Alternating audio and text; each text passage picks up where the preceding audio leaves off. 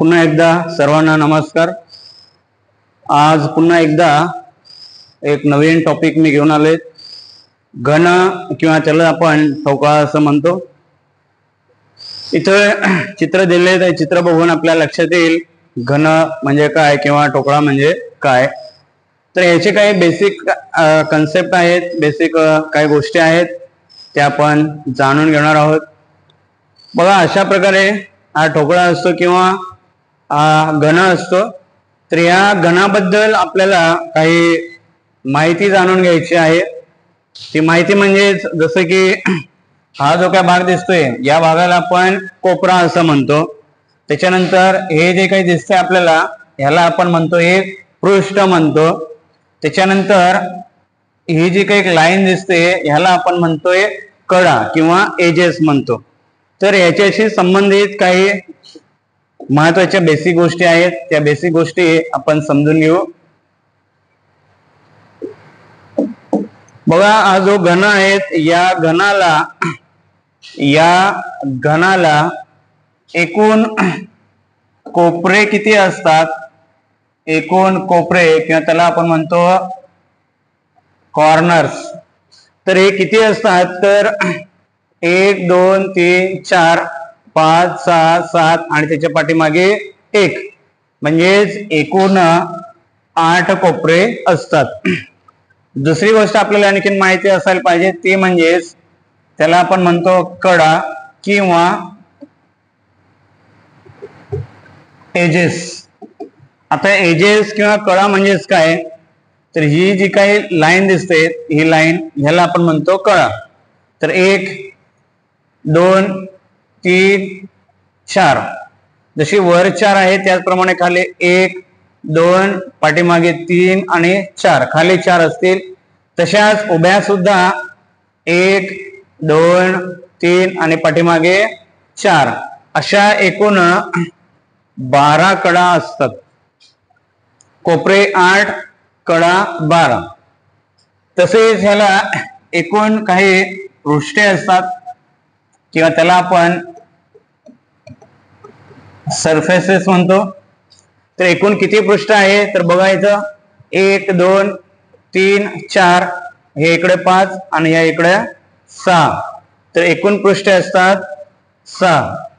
एवढ्या बेसिक गोष्टी आपण लक्षात ठेवायच्या आहे की घनाला कोपरे किती असतात तर 8 असतात, घनाला कडा किती असतात तर 12 असतात आणि पृष्ठे किती असतात तर 6 पृष्ठे या ठिकाणी असतात। हीच आकृती आपल्याला अशी काढता येते। बघा, इथे हा त्याच प्रकारचा घन आहे, फक्त थोडासा व्ह्यू या ठिकाणी मी वेगळा केलाय। बघा, आता इथं 1 2 3 4 5 6 7 आणि 8 कोपरे झाले। त्याच्यानंतर कडा किती आहेत तर इथं आपल्याला दिसतंय 1 2 3 4 5 6 7 8 9 10 11 आणि 12 एकूण 12 कडा या ठिकाणी आहेत। त्याच्यानंतर पृष्ठ जर म्हटले तर वरती 1 खाली 1 आणि आजूबाजूला असे 4 असतात, एकूण 6 पृष्ठे आहेत। तर या घनाबद्दल किंवा या ठोकळ्याबद्दल आपण या 3 गोष्टी महत्वाच्या आहेत त्या लक्षात ठेवायच्या आहेत। ह्याच्यावर काही प्रश्न विचारले जाणार नाही, पण तरी सुद्धा एक बेसिक म्हणून आपल्याला माहित असणं गरजेचे। तर याच्यावर कोणकोणत्या प्रकारचे प्रश्न विचारले जातात, जवळपास 3 महत्वाचे भाग आहेत। त्याच्यामध्ये पहिला जो काही भाग आहे तो पहिला भाग म्हणजे आपल्याला अशा प्रकारे घन दिलेले असतात। अशा प्रकारे जो काही घन दिलेला असतो त्याला म्हणायचं आपण किंवा त्याला म्हणतो बंदिस्त घन, याला म्हणतात बंदिस्त घन। तर या बंदिस्त घनावर आपल्याला प्रश्न विचारलेले असतात। उदाहरणार्थ 1 2 3 अशा प्रकारे नंबर असतात। असे एकूण 6 पृष्ठ म्हणजे 6 नंबर असतील। उदाहरणार्थ 1 2 3 4 5 आणि 6 पृष्ठ असतील. 6 पृष्ठ असली तर 1च्या विरुद्ध पृष्ठावर कोणता अंक येईल, 2च्या विरुद्ध पृष्ठावर कोणता अंक येईल, अशा प्रकारे आपल्याला या ठिकाणी प्रश्न विचारलेला असतो. तर हा एक प्रकार झाला, बंदिस्त आकृती दिलेली असते आणि त्या बंदिस्त आकृतीवरून आपल्याला प्रश्नाची उत्तरं काढायची असतात. दुसरा प्रकार या ठिकाणी आहेत की हा जो काही बंदिस्त घन आहे हा घन उघडला जातो आणि उघडल्यानंतर मग आपल्याला काही प्रश्न विचारलेले असतात. उदाहरणार्थ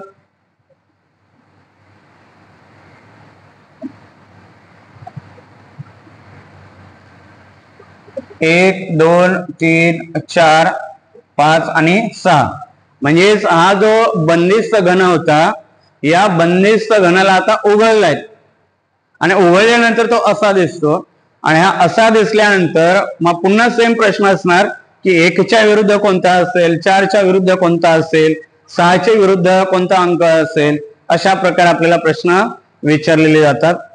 आणि तिसरा एक भाग महत्वाचा आहे, तो भाग म्हणजेच आपल्याला एक मोठा घन दिलेला असतो. अशा प्रकारे एक मोठा घन आपल्याला दिलेला असतो. आता हा जो काही मोठा घन दिलेला आहे या घनाला आपल्याला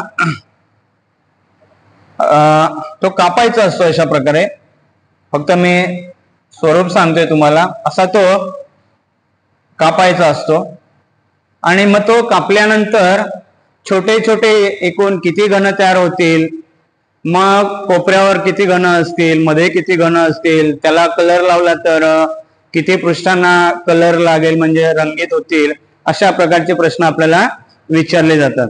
तर 3 गोष्टी आपण लक्षात ठेवायचं, एक बंदिस्त घन दिलेला असतो, एक ओपन घन आपल्याला दिलेला असतो आणि तिसरा एक मोठा घन दिलेला असतो आणि तो मोठा घन आहेत तो मोठा घन याचे आपण बारीक बारीक एकसारखे छोटे घन करायचे आणि त्याच्यावर आपल्याला काही प्रश्न विचारलेले असतात. तर या 3 गोष्टी आपण लक्षात ठेवायचं. आधी आपण काय केले, बेसिक घनाच्या ज्या काही गोष्टी असतात, कॉर्नर्स, एजेस आणि सरफेसेस, तर ते आपल्याला माहिती आहेत. त्याच्यानंतर हे 3 प्रकारचे प्रश्न आपल्याला विचारले जाणार आहेत, ते आपण लक्षात ठेवायचे. तर त्याच्यातला पहिला जो काही प्रकार आहे तो पहिला प्रकार आपण घेऊ. आपल्याला अशा प्रकारे काही बंदिस्त घन दिलेले असतात, हा एक, त्याच्यानंतर हा दुसरा,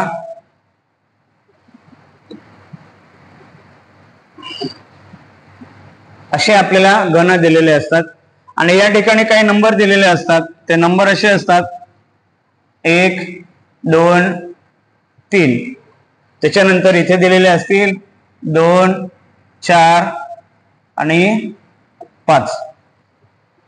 आता लक्ष द्यायचं, अशा 2 बंदिस्त घनाकृती आपल्याला दिलेल्या असतील आणि ह्याच्यामध्ये कोणता अंक कोणत्या अंकाच्या विरुद्ध बाजूला असेल असा प्रश्न आपल्याला विचारलेला असतो.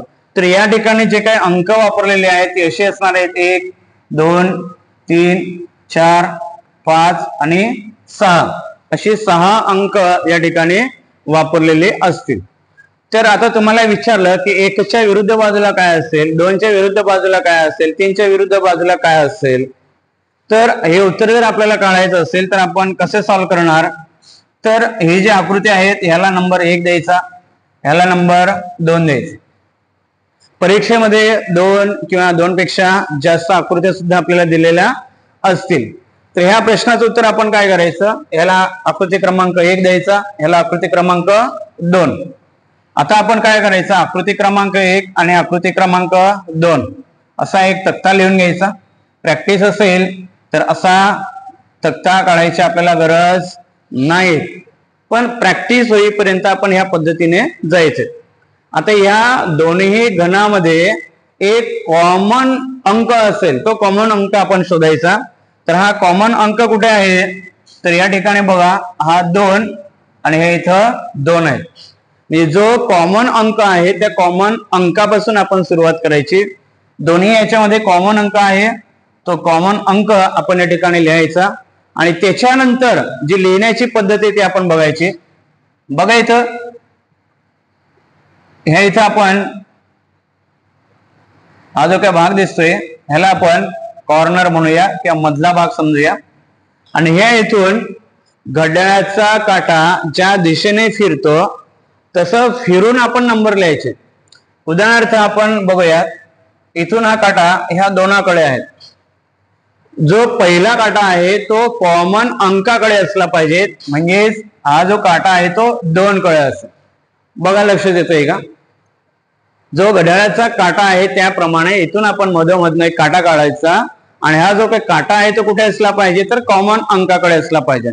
आणि तिथून मग आपण काय करायचे, क्लॉक वाईज या काट्याला फिरवायचा. या दोनानंतर हा काटा कुठे येईल, ह्या एकाकडे येईल. आणि ह्या एकानंतर हा काटा कुठे जाईल तर ह्या 3कडे येईल. आणि मग त्याप्रमाणे आपण अंक लिहायचे, 2 नंतर 1 आणि 1 नंतर 3. सेम इथे सुद्धा काय होईल, ह्या 2 नंतर काटा कुठे येईल, 4चा इथे येईल. आणि 4 नंतर काटा कुठे जाईल, 5 या इथं येईल. म्हणजे 2 नंतर काय 4 आणि 4 नंतर काय येईल इथे 5 येईल. बस एवढंच आपल्याला काम करायचंय. हे काम झाल्यानंतर काय करायचे, जे समोरासमोर दिसते ती त्याची विरुद्ध जोडी असते. म्हणजेच 1च्या विरुद्ध काय असणार आहे, 4 असणार आहे. त्याच्यानंतर 3च्या विरुद्ध 5 असणार. समोरासमोर जे अंक आले आहेत तेच विरुद्ध अंक असतात. आता राहिला कोण, 2. आता 2च्या विरुद्ध बाजूला काय असणार आहे, 2च्या विरुद्ध बाजूला काय असणार आहे तर कोणता अंक राहिला आहे त्या ठिकाणी, 6. जो अंक राहिला आहे तो काय असणार आहे, 2च्या विरुद्ध, म्हणजे 2च्या विरुद्ध असेल 6. तर ह्याप्रमाणे आपल्याला विरुद्ध जोड्या काढायच्या असतात. मग परीक्षेला आपल्याला प्रश्न कसे विचारलेले असतात तर 1च्या विरुद्ध अंक कोणता येईल, किंवा 5च्या विरुद्ध अंक कोणता येईल, किंवा 5च्या लगत कोणता अंक येणार नाहीत.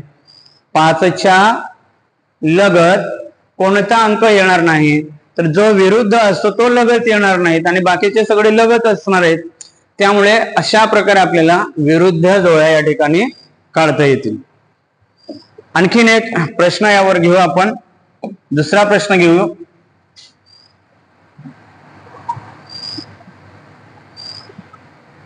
दुसरा प्रश्न घेऊ आपण या ठिकाणी पुन्हा, म्हणजे प्रश्न आपल्याला चांगला कळेल.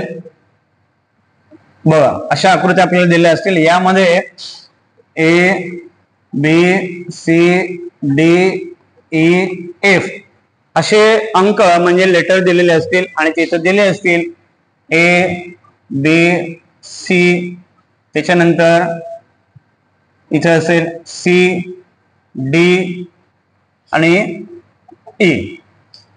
अशा प्रकारे आपल्याला दिले असतील. आणि हे दिल्यानंतर आपल्याला काय करायचं, आता विरुद्ध जोड्या आपल्याला काढायच्या. आता विरुद्ध जोड्या काढायच्या असेल तर काय करायचं, आपण ह्याला म्हणायचं आकृती क्रमांक 1 आणि इथे म्हणायचं आपण आकृती क्रमांक 2. आणि एक छोटासा तक्ता काढून घ्यायचा.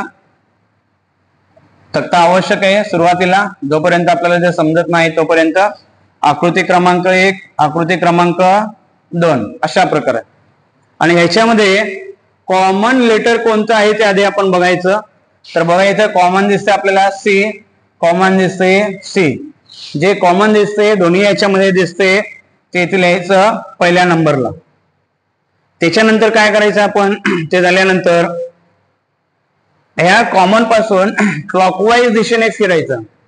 क्लॉकवाईज दिशेनंतर म्हणजे C नंतर काय येणार A, A नंतर काय येणार B. C नंतर लिहायचा A आणि A नंतर येणार B. आता इथे कॉमन काय दिसतोय C, C नंतर काय येणार D आणि D नंतर काय येणार A. C नंतर D आणि D नंतर A.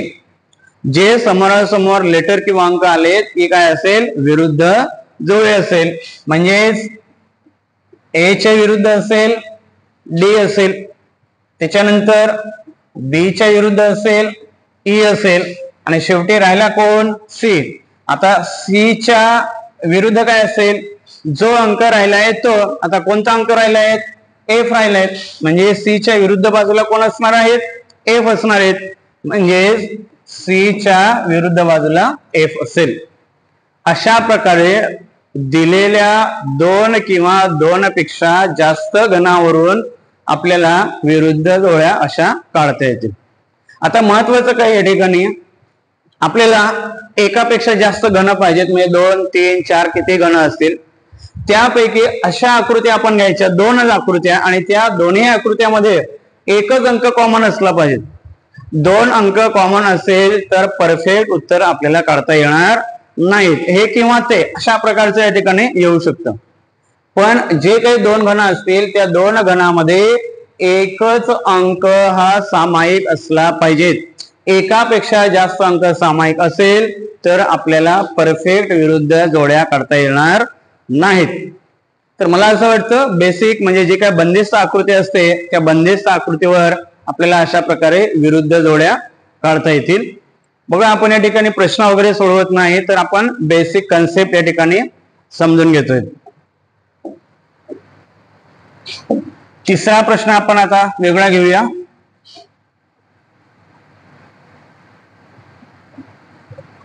एक, दोन, तीन, चार, 5, 6. आता या ठिकाणी काय आले, अशा प्रकारे ओपन घन आपल्याला दिला आहेत, म्हणजे उघडा असं आपण त्याला या ठिकाणी म्हणतो, ओपन केलेला आहे. आणि मग यांचे विरुद्ध जोड्या आपल्याला शोधायचे. तर एकदम इझी आहेत. विरुद्ध जोड्या शोधत असताना काय करायचं, आपण 3, 3 चे गट करायचे. 3, 3 चे सलग गट करायचे. आता 3, 3 चे सलग गट करायचे म्हटलं की ते उभे करा, असे उभे असतील किंवा आडवे असतील, कसेही चालतील, पण सलग आपल्याला तिघांचा एक गट पाहिजे. आता तिघांचा एक गट म्हणजे बघायचं, आता हा पहिला गट झाला, दिसतोय का बघा, हा पहिला गट. तर या तिघांच्या गटामध्ये जे मधोमध अक्षर आहेत त्याच्या दोन्ही बाजूला जे अंक असतात ते एकमेकांच्या विरुद्ध असतात. बघा इथे 5, 2, 6, म्हणजेच 5 आणि 6 एकमेकांच्या काय असणार, विरुद्ध असणार. म्हणजेच या आकृतीमध्ये 5च्या विरुद्ध असणार आहेत 6. त्याच्यानंतर दुसरी तिघांची जोडी घ्या. हे 3 नंबर घेतले, तर या 3च्या मध्ये काय आहेत, 2 आहेत. 1, 2, 3.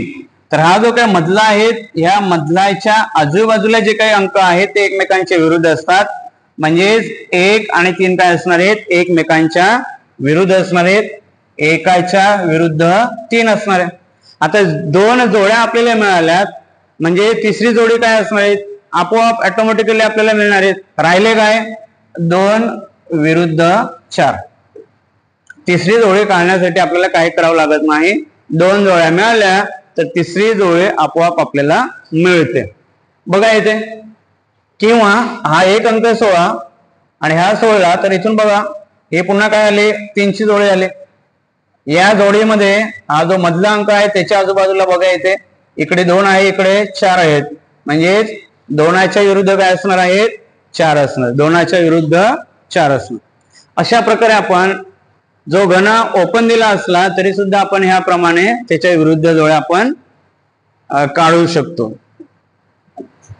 त्याच्यानंतर चौथा प्रश्न घेऊ आपण. आणखीन महत्वाचा प्रश्न आहे, ह्याच्यावर वेगवेगळ्या परीक्षेमध्ये प्रश्न आपल्याला विचारलेले असतात. चौथा प्रश्न घेतोय.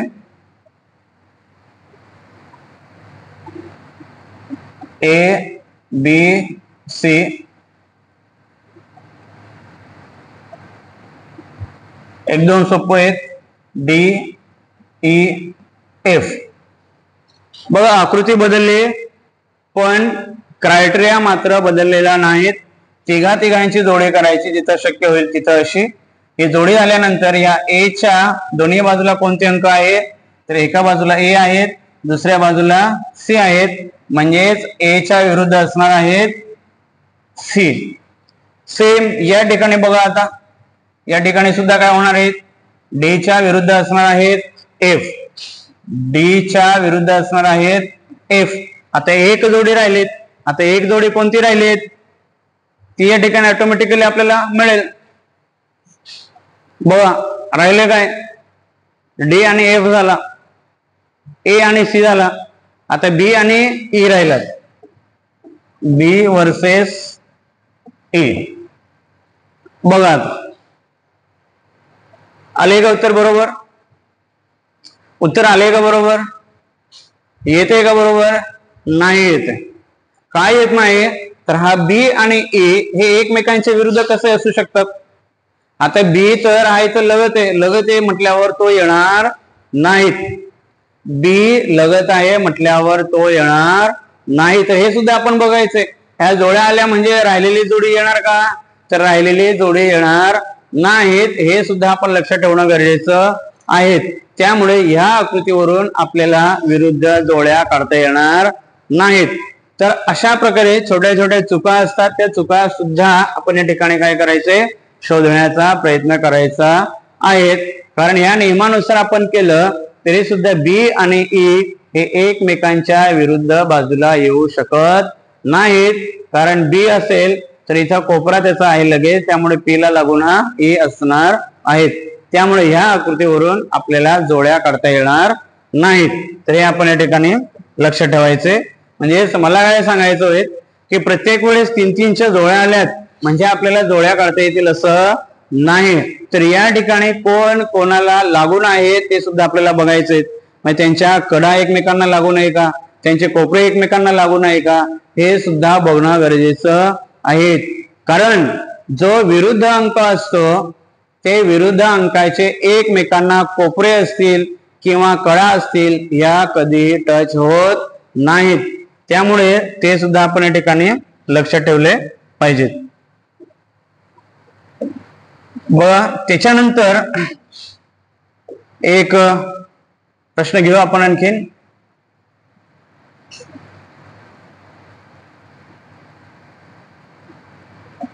ए बी सी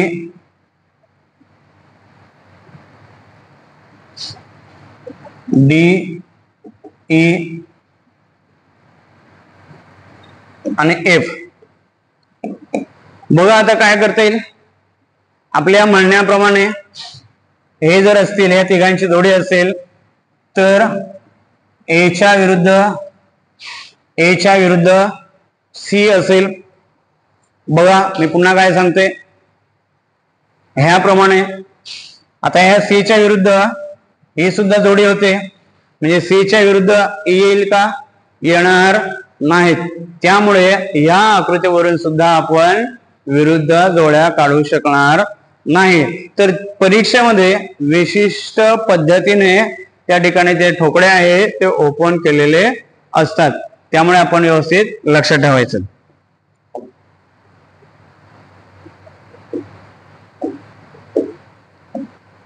त्याच्यानंतर आता एक महत्वाचा प्रश्न आपण घेऊ, तो म्हणजेच आपल्याला 3x3x3. आता हे 3 काय काय असू शकतं?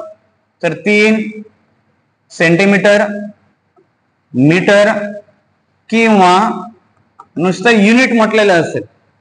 आता 3x3x3 चा एक मोठा आपल्याला असा घन दिलाय.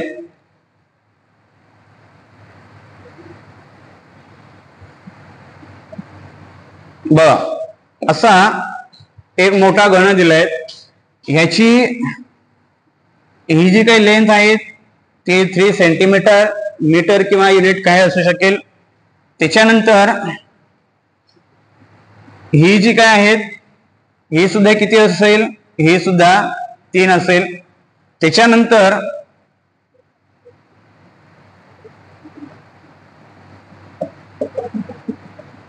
बघा त्याच्यानंतर हे इथून ही जी काही लांबी असेल तर ही सुद्धा किती असेल? 3 असेल. ह्याला आपण थोडक्यात 3 डायमेन्शन असं म्हणतो. 3x3x3 म्हणजेच काय 3 डायमेन्शन असं आपण म्हणत असतो. म्हणून त्याला म्हणतो आपण 3x3x3 चा असा एक मोठा ठोकळा आपल्याला दिला. आता हा मोठा ठोकळा दिल्यानंतर आपल्या याच्यावर काय काय विचारलं जाऊ शकतं? तर पहिला प्रश्न आहे त्या ठिकाणी की ह्याला किती कोपरे असतात? किती कोपरे असणार आहे? तर ठोकळा लहान काढला काय आणि मोठा काढला काय? ठोकळा कसाही काढला तरी त्याला कोपरे असणार 8च, त्याच्यात काय बदल होणार नाहीत। दुसरा प्रश्न, याला कडा किती असणार? तो लहान असला काय आणि मोठा असला काय, या मापामध्ये कितीही बदल झाला तरी त्याच्या ज्या कडा असतात त्या असणार आहे 12 असणार। त्याच्यानंतर तिसरा प्रश्न, ह्याला पृष्ठे किती असणार आहे? तर पृष्ठे सुद्धा तो ठोकळा लहान असला काय मोठा असला काय, पृष्ठामध्ये सुद्धा बदल होणार नाही, तो तेवढेच असणार आहेत। आता महत्वाचं काय आहे तर हा 3 गुणिले 3 गुणिले 3 चा एक मोठा ठोकळा आहे, तर ह्याचे काय करायचे आपल्याला 1 गुणिले 1 गुणिले 1 असा एक छोटा तुकडा करायचा आपल्याला, म्हणजे छोटे छोटे तुकडे करायचे आपल्याला, छोटे छोटे क्यूब करायचे आणि त्याच्या प्रतिकृती आपल्याला तयार करायची। मग या प्रतिकृती तयार करण्यासाठी आपल्याला काय करावं लागेल, कापावं लागेल। मग कापावं लागेल म्हणजेच तुम्हाला प्रश्न या ठिकाणी विचारला जाईल 3 गुणिले 3 गुणिले 3 चा मोठा ठोकळा, त्याचे आपल्याला 1 गुणिले 1 गुणिले 1 ह्याप्रमाणे छोटे तुकडे करण्यासाठी प्रश्न आपल्याला विचारलेला असेल किती वेळा कापावे लागेल, किती वेळा आपल्याला कापावे लागेल असा प्रश्न आपल्याला विचारलेला असेल। तर किती वेळा कापावे लागेल, तर बघा इथे आपल्याला 3 तुकडे करायचे। बघा हे इथून हा जो तुकडा आहे तो 1 चा असला पाहिजे, 1।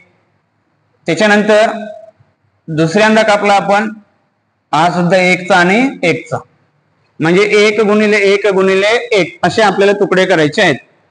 म्हणजे इथून आपण कापले तर किती वेळा झाले, 2 वेळा कापून झालेत। त्याच्यानंतर आपल्याला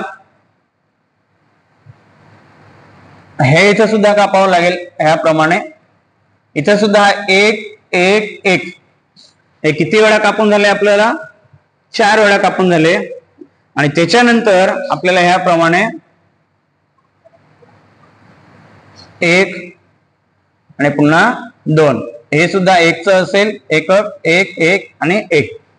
तर अशा प्रकारे आपल्याला हा मोठा जो घन आहे तो कापावा लागेल। मग किती वेळा कापावं लागणार, तर बघा आपण वेगवेगळ्या कलर मध्ये दाखवलेत। उभा आपल्याला 2 वेळा असा कापावा लागेल, असा 2 वेळा कापावा लागेल आणि असा 2 वेळा कापावा लागेल। म्हणजे एकूण किती वेळा कापलाय आपण, 6 वेळा कापलाय आपण।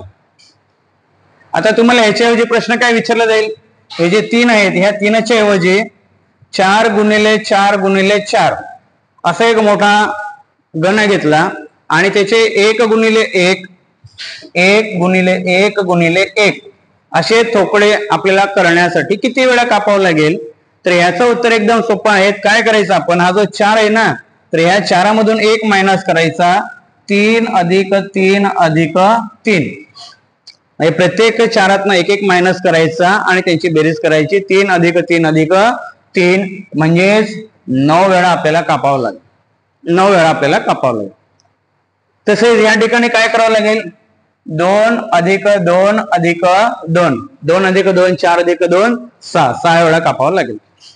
आता तुम्हाला आकृतीची गरज नाही, तुम्हाला असं दिले की 6 गुणिले 6 गुणिले 6 मोठा ठोकळा आणि ह्याचे आपल्याला 1 गुणिले 1 गुणिले 1 असे छोटे तुकडे करायचे आपल्याला, तर किती वेळा कापावं लागेल, तर ह्या प्रत्येक 6 मधून 1 मायनस करायचा आणि त्यांची बेरीज करायची, म्हणजेच 5 अधिक 5 अधिक 5 5 आणि 5 10 10 आणि 5 15 वेळा आपल्याला कापावे लागेल।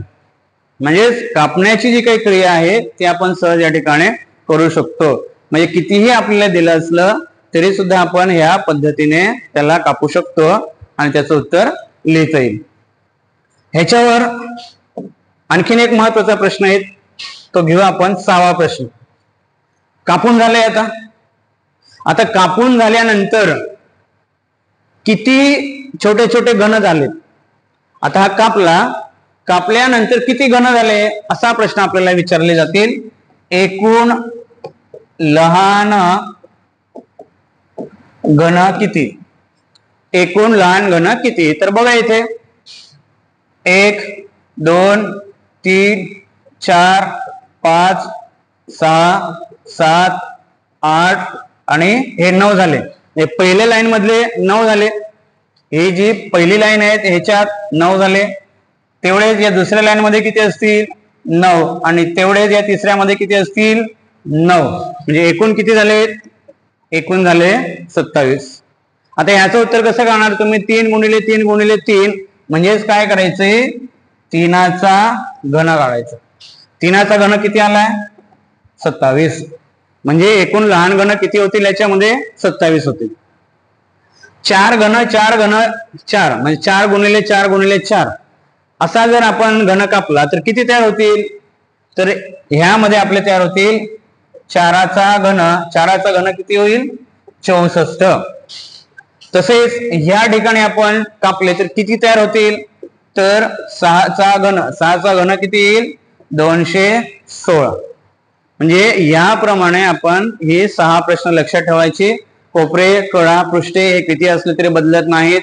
आणि मग मोठा घन आपला जर कापायचा असेल 1 गुणिले 1 गुणिले असा तर किती वेळा कापावं लागेल, त्याच्यानंतर तो कापल्यानंतर एकूण लहान घन किती तयार होतील. तर इथं जो काही नंबर असेल त्याचा घन करायचा म्हणजे आपल्याला एकूण घन मिळतील. तर ही माहिती आपल्याला माहिती असणं गरजेचं आहे. आता हे कापून झाल्यानंतर आपल्याला आणखीन काही प्रश्न विचारले जातात. ती प्रश्न अशी आहेत बघा. पुन्हा एकदा मी आकृती काढतो, आकृती महत्वाची आहे समजण्यासाठी. पुन्हा एकदा आकृती काढतोय. आता असा कापलाय, आता किती वेळा कापला वगैरे आपल्याला माहित आहे.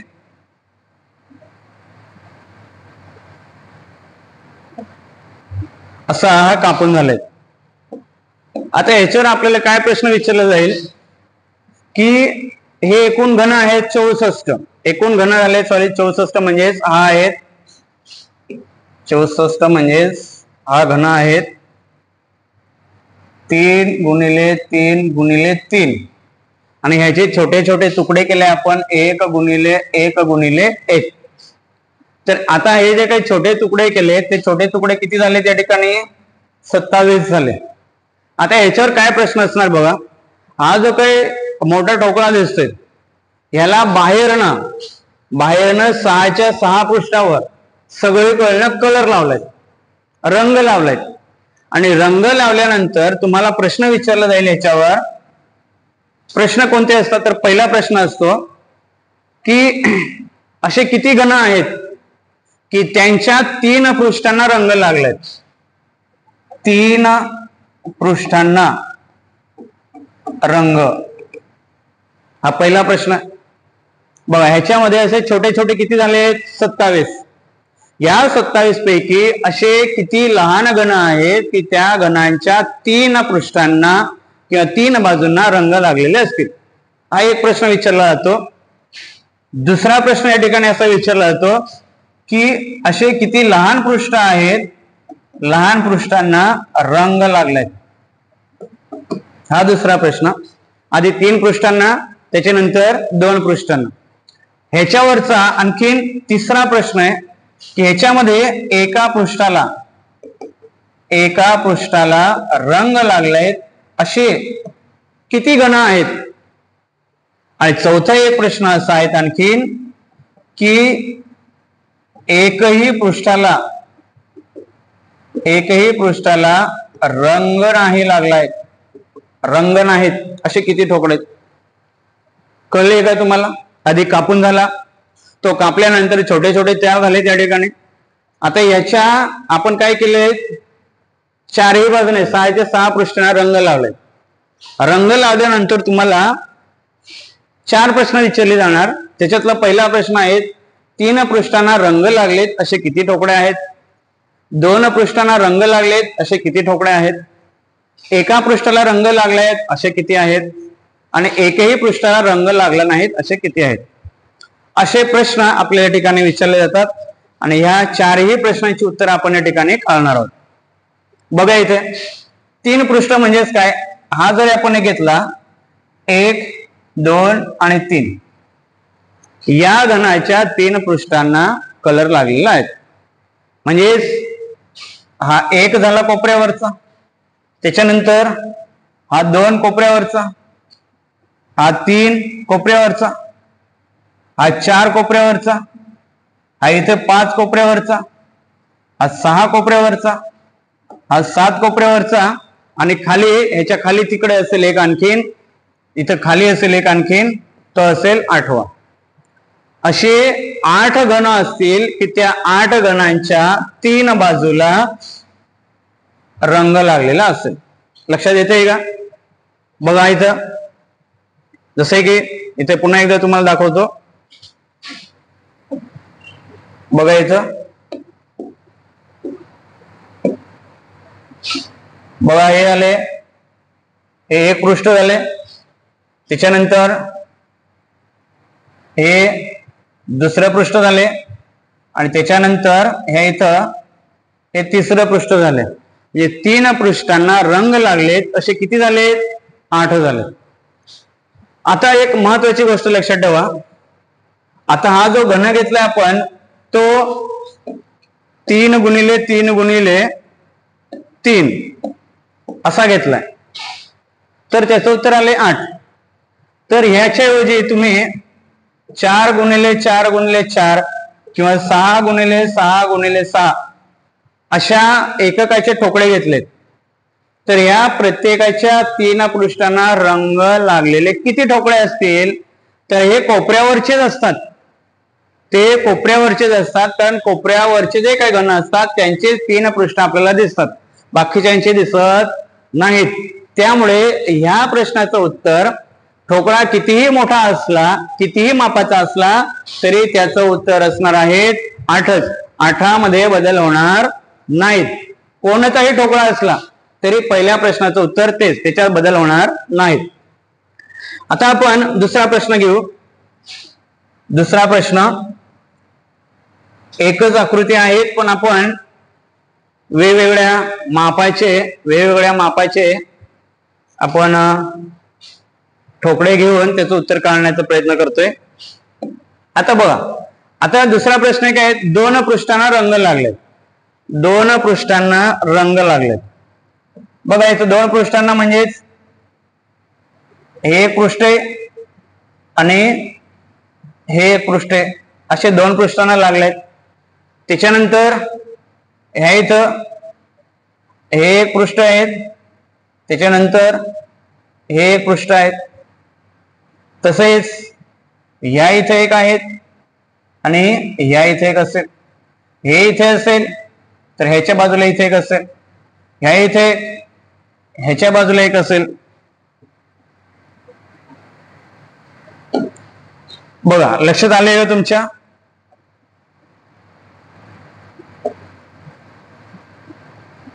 बघा लक्षात आलंय का? 2 पृष्ठांना रंग असणारे किती असतील? तर 2 पृष्ठांना रंग असणारे किती असणारे? तर हा 1, ह्या इथे 2, 3 आणि 4. इथे वरती 4 आले का लक्षात?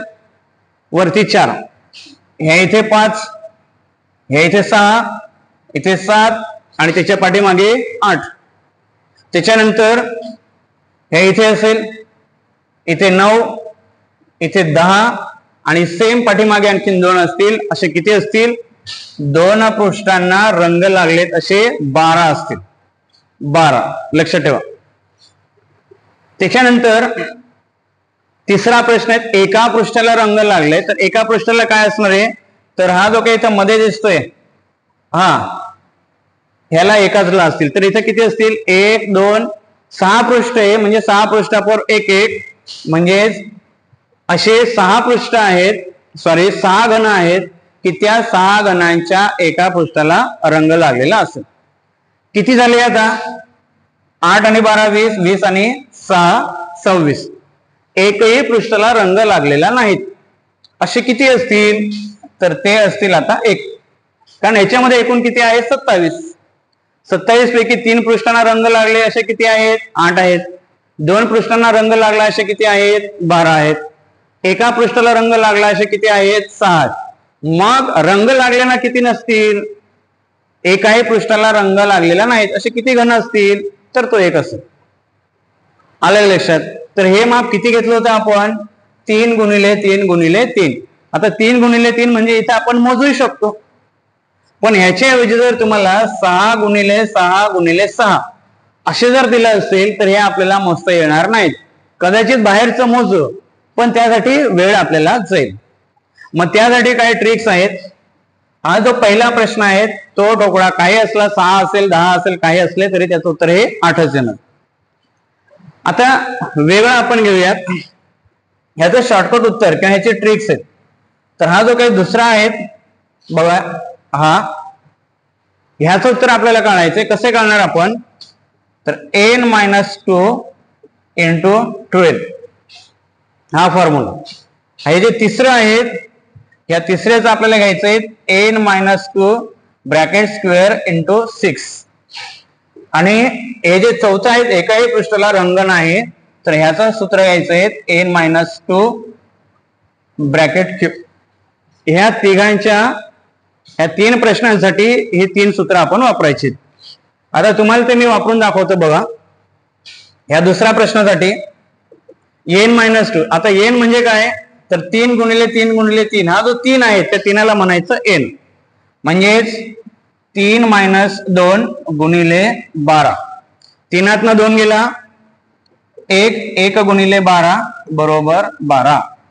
उत्तर आले का आपलं. 2 पृष्ठांना रंग लागणारे ठोकळे किती आहेत, 12. सूत्राने आले का उत्तर, आले. दुसरा घ्या, दुसरं घ्यायचंय n-2. आता n किती आहे, तर n आहे 3 - 2 कंसाचा वर्ग गुणिले 6. आता 3 2 गेला 1, एकाचा वर्ग 1. 3 2 गेला 1, एकाचा वर्ग 1, 1 गुणिले 6 6. आले का उत्तर. एका पृष्ठाला रंग लागलेले किती असतील, 6 असतील. आणि चौथा प्रश्न आहे एकाही पृष्ठाला रंग लागलेला नाहीत. बघा इथे एकाही पृष्ठाला हे सूत्र घ्या, n-2 म्हणजेच 3 - 2 चा क्यूब घ्या. क्यूब घेतला की काय असणार आहे, 3 1 गेला, 3 2 गेले 1, एकाचा घन 1.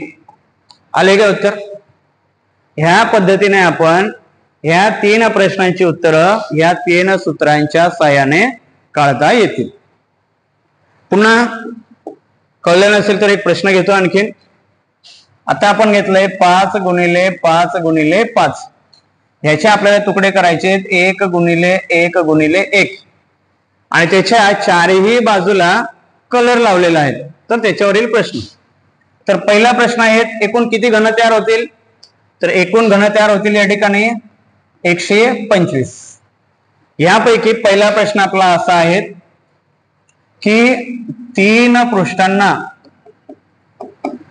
पृष्ठांना रंग असे किती ठोकळे, असे किती तयार होतील, तर हे 8च असतात. ह्याच्यात काही बदल होणार नाही. तो ठोकळा कितीही मापाचा घेतला तरी तेवढेच. दुसरा प्रश्न काय, 2 पृष्ठांना रंग असणारे लहान ठोकळे. आता ह्याचं सूत्र आपल्याला माहिती आहे, 2 पृष्ठांना रंग.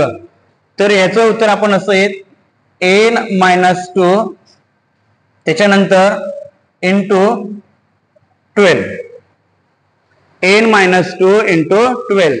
बघा आता n म्हणजे काय, आता 5, म्हणजेच 5 - 2 गुणिले 12.